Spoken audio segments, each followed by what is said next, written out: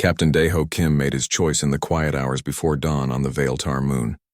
He had spent the night walking through their dying city, seeing how they shared their last reserves of energy to keep their children alive just one more day. When morning came, he called his crew together. "I'm going to disobey our orders," he told them simply. "We're going to help these people properly, not just give them enough aid to die slowly." Yuna Park nodded immediately. "I'm with you, Captain. What we're seeing here isn't right." Taemin Cho was already pulling up technical plans on his tablet. "I've been working with Suleiman all night. We can fix their power systems if we combine our technology with theirs. It won't be pretty, but it will work." Dr. Hana Lee looked up from a pile of historical records that the Veiltar had shared with her. "Captain, you need to know what we're really dealing with here. The Veiltar aren't just skilled translators. They're living libraries. They remember everything. Wars, peace treaties, trade agreements, cultural exchanges. They have 3,000 years of galactic history stored in their collective memory." "What does that mean?" Daeho asked. "It means they know things that the major powers thought were forgotten forever. Treaties that were broken. Crimes that were covered up. Promises that were never kept. They're not just valuable as slaves or tools. They're dangerous as witnesses." Elder Cathara entered their makeshift meeting room, moving slowly as if each step required effort. "Dr. Lee is correct, Captain. We remember much that others would prefer forgotten. It is another reason why we have been left to die in isolation." Over the next few days, the crew of the New Soul worked alongside the Veiltar to begin emergency repairs. Taemin showed them how to adapt human power cells to their systems, while the Veiltar taught him how their crystalline technology could store and process energy far more efficiently than anything humanity had developed. The partnership was remarkable. Human engineering combined with Veiltar knowledge created solutions neither species could have achieved alone. Power flowed back into sections of the city that had been dark for decades. Life support systems came online, and for the first time in years, the Veiltar could maintain their physical forms without constantly sharing energy. But their activities had not gone unnoticed. 3 days into the repairs, long-range sensors detected ships approaching the system, big ships moving in formation. "Captain," Yuna reported, her voice tight with concern. "We have company. 12 vessels, military configuration. They're flying the flags of the Rigel Trade Empire." Daeho felt his stomach drop, but he kept his voice steady. "How long until they arrive?" 6 hours at current speed." He opened a channel to Earth immediately. Commander Song appeared on screen, looking tired and frustrated. "Captain Kim, you were ordered to maintain quarantine protocols. Instead, our intelligence suggests you're actively collaborating with the Veiltar." "Sir, we're providing humanitarian aid to a dying people. I don't see how that violates any laws or treaties. You're interfering with a managed situation that has kept the galaxy stable for 3 centuries. The Rigel fleet is coming to restore that stability." "By doing what? Destroying us? Killing the Veiltar?" Song was quiet for a moment. "Captain, new orders are coming from Earth. Ambassador Sujin Choi is being sent to assess the situation and take control. Until she arrives, you are to cease all aid activities and prepare for diplomatic negotiations." The channel closed, leaving Daeho staring at a blank screen. Around him, his crew waited for orders. "Sir?" Yuna asked quietly. "Keep working," Daeho said. "If we're going to negotiate, we want the Veiltar to be in the best possible condition when those talks begin." Ambassador Sujin Choi arrived on a fast courier ship just 2 hours before the Rigel fleet entered the outer system. She was a small, serious woman who had spent most of her career dealing with interstellar crises. She came aboard the New Soul expecting to find a mess that needed cleaning up. Instead, she found something that made her question everything she thought she knew about galactic politics. "Ambassador," Elder Cathara said when she was brought to meet the Veiltar leadership, "we are honored by your presence. It has been many years since any human diplomat visited our people. Elder, I'm here to resolve a very complicated situation. My government is under pressure from 3 major powers who consider your people to be a destabilizing influence." Cathara's crystalline form dimmed slightly. "We understand, Ambassador. We have heard such words before. What would you have us do?" "Help me understand what's really happening here," Sujin said. "I've read the reports, but I want to hear your side of the story." For the next several hours, the Veiltar shared their history with the ambassador. They showed her records of the ancient galaxy, when dozens of species worked together through Veiltar mediation. They explained how they had tried to remain neutral during the wars, helping all sides communicate in hopes of finding peace. We never took sides, Kethara explained. We only facilitated understanding. But understanding can be dangerous to those who profit from confusion and conflict. Sujin began to see the real picture. The Veiltar hadn't been destroyed because they were too valuable to control. They had been eliminated because their perfect memory and neutral perspective made it impossible for the major powers to rewrite history to suit their needs. You remember the truth, she said finally. We remember everything, Ambassador. Every treaty violation, every broken promise, every species that was driven to extinction for the convenience of the powerful. We are the galaxy's memory, and memory can be inconvenient. As she spoke with the Veiltar, Dr. Lee showed the ambassador some of the historical records they had been sharing, stories of species that had shown kindness to others, only to be destroyed by those who saw compassion as weakness. Accounts of peaceful civilizations wiped out because they refused to become weapons for larger powers. Ambassador, Dr. Lee said quietly, according to these records, we're not the first humans to find the Veiltar. Small groups have discovered them before, but they were always forced to leave, or other things happened. What kind of other things? Ships that disappeared in accidents, crews that developed sudden illnesses, diplomatic incidents that required immediate attention elsewhere. Dr. Lee's voice was heavy with implication. The ambassador felt a chill run down her spine. She had been in politics long enough to recognize the patterns Dr. Lee was describing. When the Rigel fleet finally arrived and demanded a meeting, Ambassador Choi had made her own decision about what she had found on the Veiltar moon. Captain Kim, she said, I want you to send a full report of everything you've discovered here directly to Earth, not through military channels, not through diplomatic ones. Send it directly to the Parliament and to the press. Ma'am, these people aren't criminals or weapons or resources, she said, looking around the glowing chambers where the Veiltar lived. They're the guardians of the galaxy's conscience. And I think it's time the galaxy remembered what that means. As the Rigel ships took positions around the moon, transmissions began flowing from the new Sol toward Earth. For the first time in 300 years, the truth about the Veiltar and their long exile was about to reach the wider galaxy. The ambassador looked out at the approaching warships and wondered if humanity was strong enough to stand up for what was right, even when the rest of the galaxy preferred the comfortable lies they had been living with for centuries. The response from Earth came faster than anyone expected. Prime Minister Kyung-Soo Nam appeared on every screen in human space, his voice calm but determined as he addressed both his own people and the galaxy beyond. Today, humanity makes a choice, he said. We have discovered the survivors of the Veiltar people, who have lived in exile for 300 years. We have learned of their history, their suffering, and their value not as tools or weapons but as fellow sentient beings who once served the galaxy with wisdom and compassion. On the Veiltar moon, Elder Kethara and the other survivors gathered around the screens, hardly believing what they were hearing.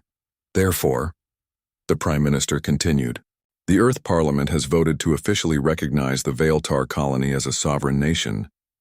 We extend to them our hand in friendship and our offer of alliance. We do this not for gain but because it is right. The transmission ended, leaving stunned silence in its wake. Ambassador Sujin Choi watched the faces of the Veiltar, seeing hope and fear warring in their crystalline features. Ambassador, Kethara said slowly, does your government understand what they have just done? The major powers will not accept this challenge to their authority. They understand perfectly, Sujin replied, and they're prepared to back up their words with actions. As if summoned by her statement, new contacts appeared on the tactical display. Captain Daeho watched with amazement as ship after ship dropped out of faster-than-light travel at the edge of the system. The human defense fleet had arrived in force.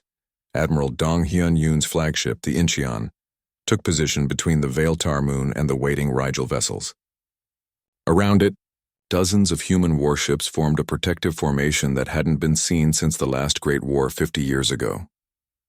This is Admiral Yoon of the Human Defense Fleet, came the broadcast on all channels. We are here by invitation of the sovereign Veiltar nation to provide defensive support. Any vessel attempting to interfere with Veiltar territory will be considered an act of aggression against both our peoples. The Rigel Trade Empire commander responded immediately. Admiral Yoon, you are interfering with legitimate salvage operations in unclaimed space. Withdraw your forces or face the consequences, Commander, Admiral Yoon replied calmly, "This space belongs to the Veiltar people, as recognized by Earth and as documented in their 300-year-old territorial claims. You are the ones who need to withdraw." What followed was the tense kind of standoff that could easily explode into war. Ships faced each other across the darkness of space, weapon systems powered but not yet aimed. On the moon below, ThemHFY and his human engineers worked frantically alongside Veiltar technicians to restore more of the ancient city's systems. "If fighting starts," Timon told Silamon as they worked on a particularly complex power routing system, "your people need to be able to survive without our help." "Fighting has always followed us," Silamon replied sadly.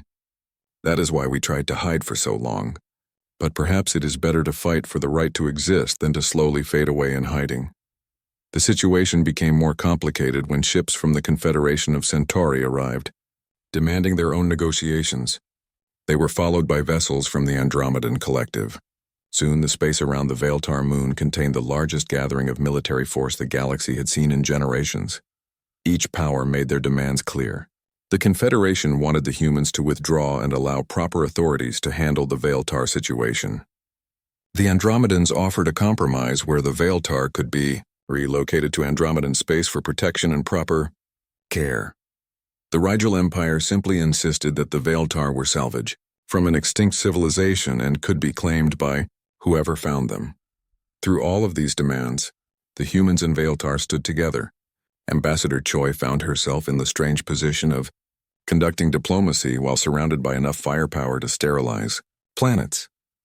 "The Veiltar are not objects to be traded or relocated," she stated firmly during one particularly heated negotiation.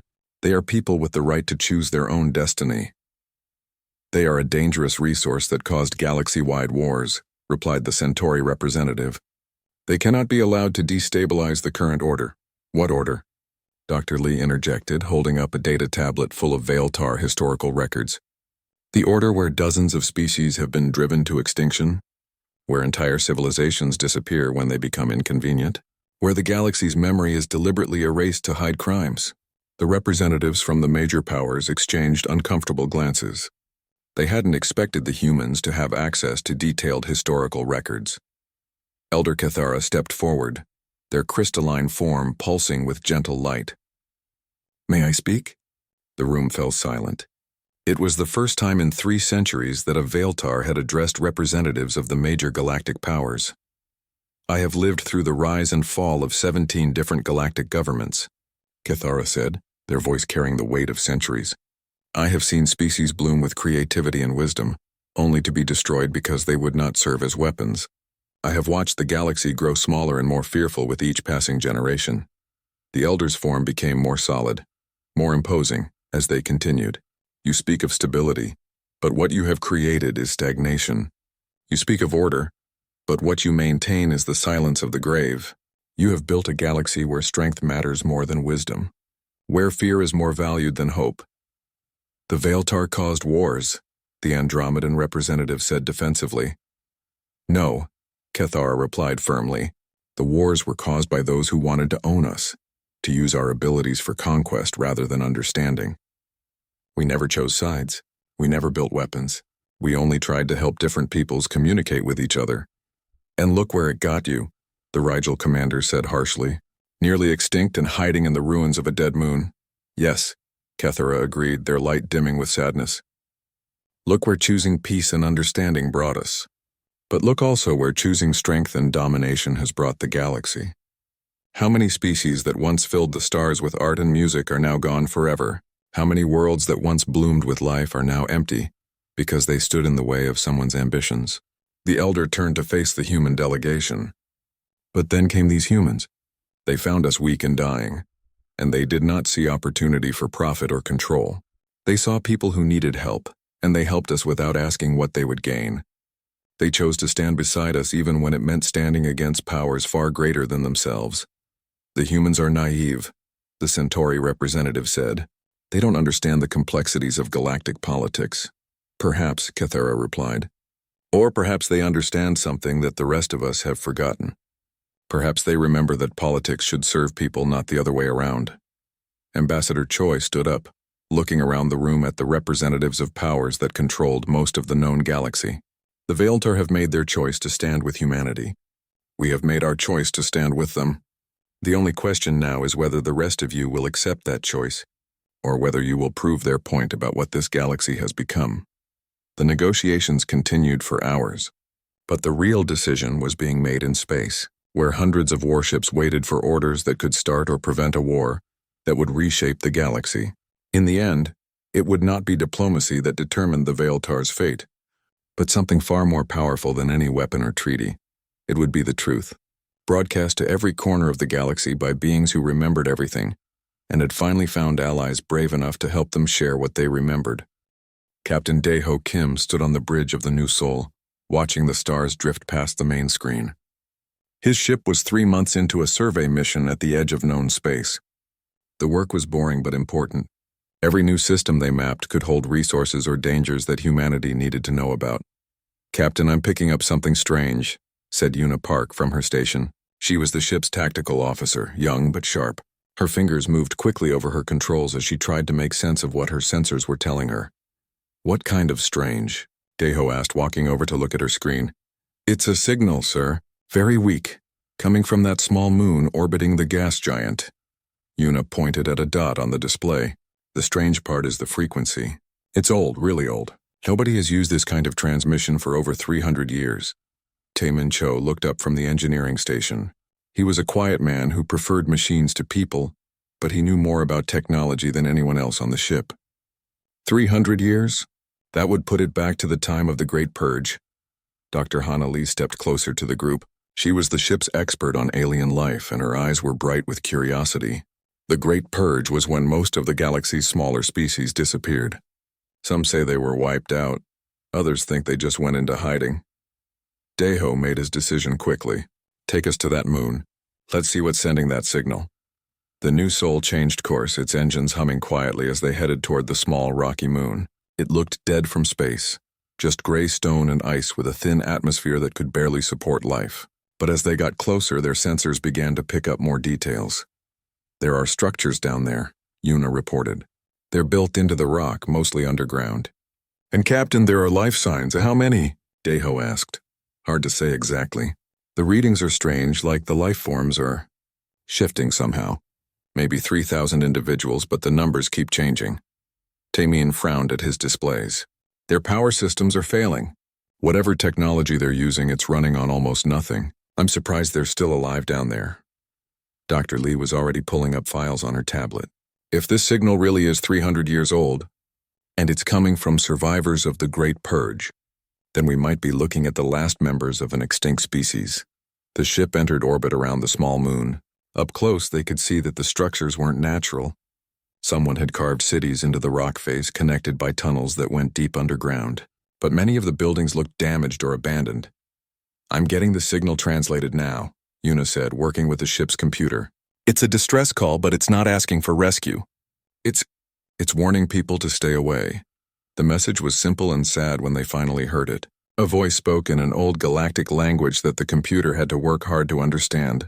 "This is the Veiltar colony of the moon Cathera. We are the last of our kind. We are dying, but we are not a threat. Please do not harm us. We want only to live in peace until our time ends."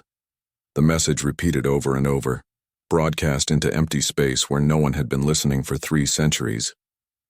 "Veiltar," Dr. Lee whispered. "I thought they were just a legend. They were supposed to be peacekeepers, translators who helped different species talk to each other. The stories say they could change their bodies from solid to energy, making them perfect for handling information. What happened to them?" Daeho asked. "During the Great Purge, everyone wanted to control them. They were too valuable as living computers and translators. When they refused to serve any one faction, the major powers decided it was better to destroy them than let their enemies have them." Taemin looked up from his station. "Captain, their life support is failing fast. Their power systems are barely working. I don't think they have much time left." Daeho stared at the image of the moon on the main screen. Somewhere down there, the last members of an ancient race were waiting to die, still warning others to stay away rather than risk bringing trouble to anyone else. "Open a channel," he ordered. "Sir?" Una looked confused. "Open a channel to the surface. Let them know we're here." The connection crackled with static, but eventually a new voice came through. It was different from the recorded message, more alive but also more tired. "Unknown vessel, this is Elder Cathura of the Veiltar. Please leave this place. We do not wish to cause problems for you." "Elder Cathura, this is Captain Kim of the human vessel New Soul. We received your distress signal. We're here to help if we can." There was a long silence. When the voice came back, it sounded surprised and afraid. "Humans, we have heard of your species, but we did not expect. Why would you want to help us? What do you want in return?" "Nothing," Deho said simply. "You're in trouble and we're here. That's enough." Another long pause. "Captain Kim, you do not understand. We are Veiltar. For 300 years, every species that has found us has tried to capture us or kill us. We are valuable as slaves, dangerous as enemies. No one simply helps us." Dr. Lee stepped forward. "Elder Cathara, my name is Dr. Lee. I study alien cultures. I know something of your people's history. We know you were peacekeepers, that you helped bring understanding between different species. Humanity believes that kind of work is valuable, not something to be feared. You really just want to help?" The alien's voice was full of hope and disbelief. "Yes," Deho said. "Will you let us?" The elder's response was barely a whisper. "We have been alone for so long." "Yes, Captain Kim. If you truly mean it, we would welcome your help." As the new soul prepared to send down a landing party, none of the crew realized they had just made a choice that would change the entire galaxy. They were simply doing what felt right, helping someone who needed it. But sometimes small acts of kindness can grow into something much larger than anyone expects. Dr. Hana Lee stepped off the shuttle and into the underground city of the Veiltar. The air was thin and cold, but breathable with the help of her suit's filters. What she saw took her breath away. The walls around her seemed to glow with a soft blue light that came from within the stone itself. "Welcome to our home," said Elder Cathara, approaching through a tunnel that curved like flowing water. The Veiltar was unlike anything Hana had ever seen. Its body seemed to shift between solid crystal and flowing energy, sometimes appearing as a tall, graceful figure, other times becoming almost transparent. "It's beautiful," Hana said honestly. "Even in its current state, this place is amazing." The elder's form seemed to dim slightly. "You are kind, Dr. Lee, but you see us at our worst. Once our cities stretched across 3 worlds. Now, we are fewer than 3,000 souls hiding in the ruins of what we built." Captain Deho and Tai Min Cho joined them, along with a small team carrying supplies and medical equipment. Taemin immediately began scanning the power systems with his instruments, his face growing more concerned with each reading. "Your generators are running at less than 5% capacity," he told the elder. "How have you survived this long?" "We have learned to need very little," Cathara replied. "We sleep in shifts, use only essential systems, and share our life energy when necessary. But even so, we are failing. Our children no longer have enough energy to fully form their bodies. Soon we will fade into nothing." As they walked deeper into the city, Hana recorded everything she saw. The Veiltar had built their homes to work with their unusual nature. Rooms could be reshaped by their crystalline abilities, and information was stored in living walls that glowed with memories. "Tell me about your people," Hana asked as they walked. "Before the Great Purge, what was your role in the galaxy?" Cathara's form brightened as if remembering better times brought energy back to the ancient being. "We were translators and mediators. Our ability to change between matter and energy made us perfect for understanding different types of communication. We could speak with energy beings as easily as with physical ones. We could store and share information perfectly, without the bias that comes from normal memory." They reached a large chamber where dozens of Veiltar were gathered. Some appeared solid, others were barely visible wisps of light. All of them turned to watch the humans with eyes that held centuries of fear and hope. "These are all who remain," Cathara said quietly. "Once this chamber would have held 10,000 of my people during a gathering. Now it feels empty even when we all come together." Taemin was working with one of the power generators, trying to understand how Veiltar technology functioned. A young Veiltar named Silamon was helping him, its form more solid than the elders, suggesting it was one of the few children still able to maintain physical shape. "Your technology is incredible," Taemin told Silamon. "It runs on almost no power but does things our computers can't even attempt. If we could combine our power systems with your efficiency, you would help us rebuild?" Silamon asked, its voice filled with wonder. "Even though we have nothing to give you in return?" Knowledge has value, Taemin replied. But that's not why we're helping. We're helping because it's the right thing to do. Meanwhile, Captain Daeho was sending reports back to Earth Command. The response came faster than expected, and it wasn't what he had hoped to hear. Commander Wu Jin Song appeared on his communicator screen, his expression serious. Captain Kim, you are ordered to maintain quarantine protocols with the alien settlement. Provide humanitarian aid if necessary, but make no agreements or commitments until a proper diplomatic team can be sent. Sir, these people are dying, Daeho replied. They need help now, not after months of bureaucratic review. I understand your concern, Captain, but this situation is more complicated than you realize. We've been in contact with the major galactic powers about your discovery. The Confederation of Centauri, the Rigel Trade Empire, and the Andromedan Collective all have strong opinions about the Veiltar. Dr. Lee looked up from her tablet where she had been reviewing historical records. What kind of opinions? Commander Song's expression grew darker. They consider the Veiltar to be a controlled resource that was properly contained 300 years ago. They want to maintain the current situation. You mean they want to leave them here to die? Daeho said, anger creeping into his voice. They want to avoid the conflicts that led to the Great Purge in the first place. The Veiltar's abilities made them too valuable and too dangerous. Every faction wanted to control them, and the wars that resulted nearly destroyed several civilizations. Hana felt sick as she listened to the conversation. Around her, the Veiltar continued their daily struggle to survive, sharing their meager energy and maintaining hope despite centuries of abandonment. What aren't you telling us? She asked Commander Song. The commander was quiet for a moment. The major powers know exactly where the Veiltar are. They've known for decades. They allow this colony to exist because it keeps the last Veiltar contained and powerless. If any faction tried to rescue or recruit them, it would restart the wars. So they're prisoners, Taemin said, his voice flat with disgust. They're a managed situation, Song corrected, and you're complicating that management by being there. Elder Kethara approached the group, having heard enough of the conversation to understand what was happening. Captain Kim, please do not risk your people for us. We have lived with this situation for 3 centuries. We can continue as we are. No, Daeho said firmly. You've lived as prisoners for 3 centuries. That's not the same thing as living. He turned back to the communicator.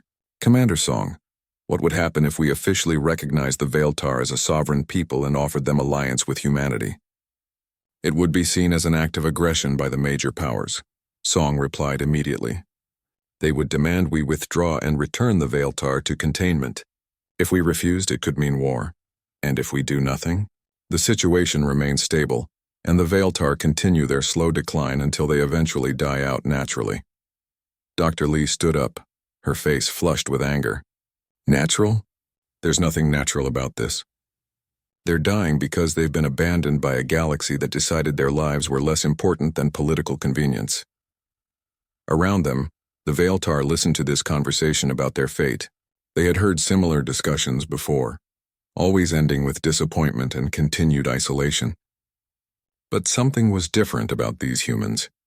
They seemed genuinely upset about the Veiltar's situation, not just inconvenienced by it. Captain, Elder Kethara said softly, we do not wish to bring trouble to your people. Perhaps it would be best if you left us as you found us. Daeho looked at the ancient being, then at his crew, then at the gathering of Veiltar who were watching with desperate hope, despite their words of resignation. Elder Kethara, he said finally, what would your people choose if the choice was truly yours to make? The elder's crystalline form pulsed with light, and for a moment Daeho could see the proud, powerful being that Kethara had once been, before centuries of hiding had worn away at their spirit. We would choose to live, Captain Kim. We would choose to contribute to the galaxy again, to share our knowledge and abilities freely with those who would accept them as gifts, rather than demand them as tribute. But such choices have not been ours to make for a very long time. Then maybe it's time to change that, Daeho said. The standoff in space had lasted for 3 days when the major powers finally lost their patience. Admiral Dong-hyun Yoon watched his tactical display as nearly 200 alien warships formed attack formations around his much smaller human fleet. Admiral, his communications officer reported, we're receiving an ultimatum from the combined fleet. They're giving us 1 hour to withdraw from Veiltar space or face immediate military action. Yoon looked at the numbers again. His 47 ships faced impossible odds. But retreat would mean abandoning the Veiltar to certain destruction or enslavement. On the surface below, Captain Daeho and his crew were still working to help the Veiltar restore their failing systems. "Send a message to all ships," Yoon ordered. "We hold our position. If they want to fight, they'll get one." But Elder Cathara had been listening to the human communications, and the ancient being had made a decision of their own. Gathering with the other surviving Veiltar in the deepest chambers of their city, Cathara began to glow with an intensity that hadn't been seen in centuries. "My people," Cathara said, their voice reaching every Veiltar on the moon. "For 300 years we have hidden in silence while the galaxy forgot who we truly are. Today we remind them." Dr. Hanali was working nearby when she noticed the change. Every Veiltar in the chamber was beginning to resonate with the same frequency, their crystalline forms linking together in a way she had never seen before. "What's happening?" Silamon, the young Veiltar who had been helping Taemin with the repairs, turned to her with eyes that blazed like stars.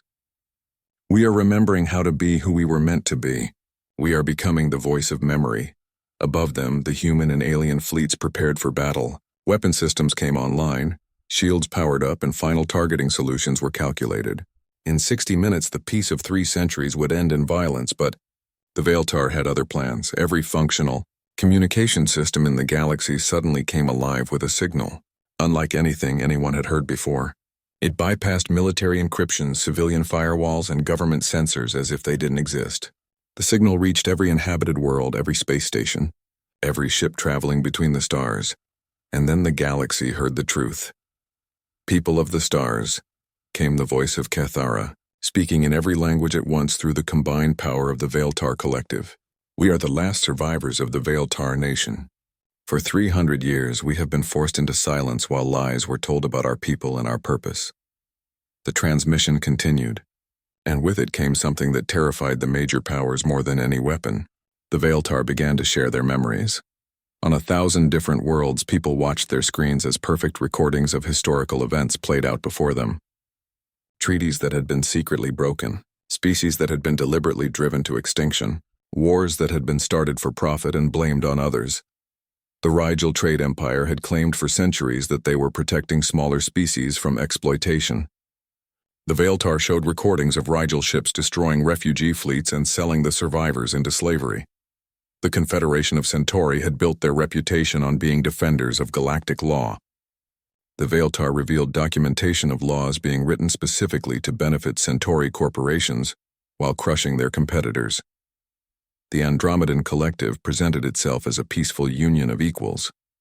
The Veiltar broadcast the real negotiations that had created the collective, showing how threats and blackmail had forced smaller species to voluntarily join. "This is what the galaxy has become." Cathara's voice continued as the devastating revelations poured across the stars. "This is why we were forced into exile, not because we were weapons or tools, but because we remember the truth. And the truth is dangerous to those who profit from lies." On the human ships, Admiral Yoon and his crews watched in amazement as the alien fleet formation began to break apart. Some ships were receiving urgent recall orders from their home governments. Others were dealing with communication blackouts as their political leaders tried to stop the flow of information. A few were even switching sides, their crews horrified by what they were learning about their own governments. But the most powerful part of the transmission was yet to come.